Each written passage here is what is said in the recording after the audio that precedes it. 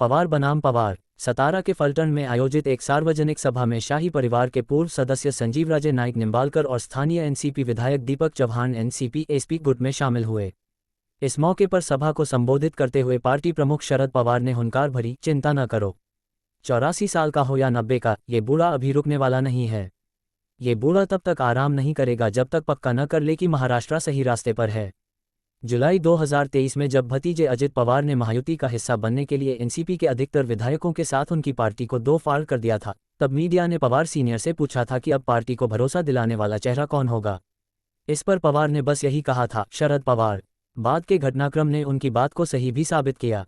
लोकसभा चुनाव में NCP SP ने जिन 10 सीटों पर चुनाव लड़ा उनमें से 8 पर जीत हासिल की, जबकि अजित की एनसीपी ने जिन 4 सीटों पर चुनाव लड़ा उनमें सिर्फ 1 पर जीत पाए।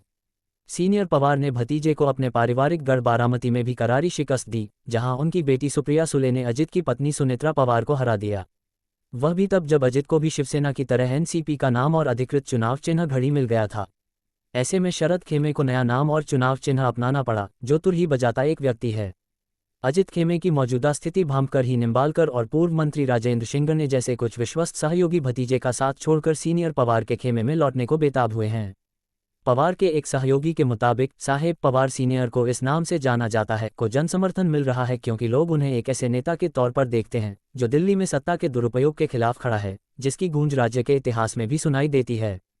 पवार सीनियर इस वक्त जितने लोकप्रिय हैं उतने पहले कभी नहीं दिखे।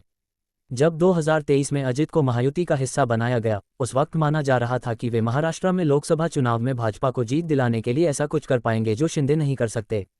अजित समर्थक उन्हें सीएम इन वेटिंग तक बताने लगे थे, मगर अब शिंदे वह व्यक्ति बन चुके हैं जिनके तरकश में तीरों की कमी नहीं है और अजित चुपचाप अपनी लड़ाई जारी रखते हुए सियासी गुमनामी से बचने के लिए सम्मानजनक संख्या में सीटें लाने की जुगत में लगे हैं। ऐसे संकेत हैं कि उन्हें गठबंधन में सबसे कम सीटें मिल सकती हैं, जो करीब 60 हो सकती हैं, जबकि भाजपा को 160 और शिंदे को करीब 70 सीटें मिल सकती हैं। वैसे कुछ चीजें अभी भी अजित के पक्ष में हैं।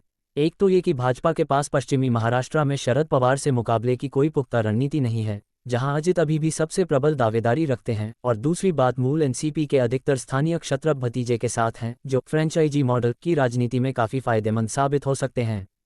शरद की ताकत। शरद पवार को एमवीए की धुरी माना जा रहा एक ऐसा शख्स जिसने मोर्चा संभाल रखा है। एनसीपी एसपी ने अजित गुट को लोकसभा चुनाव में करारी मात दी, उसे 8 सीटें मिली, अजित गुट को केवल 1।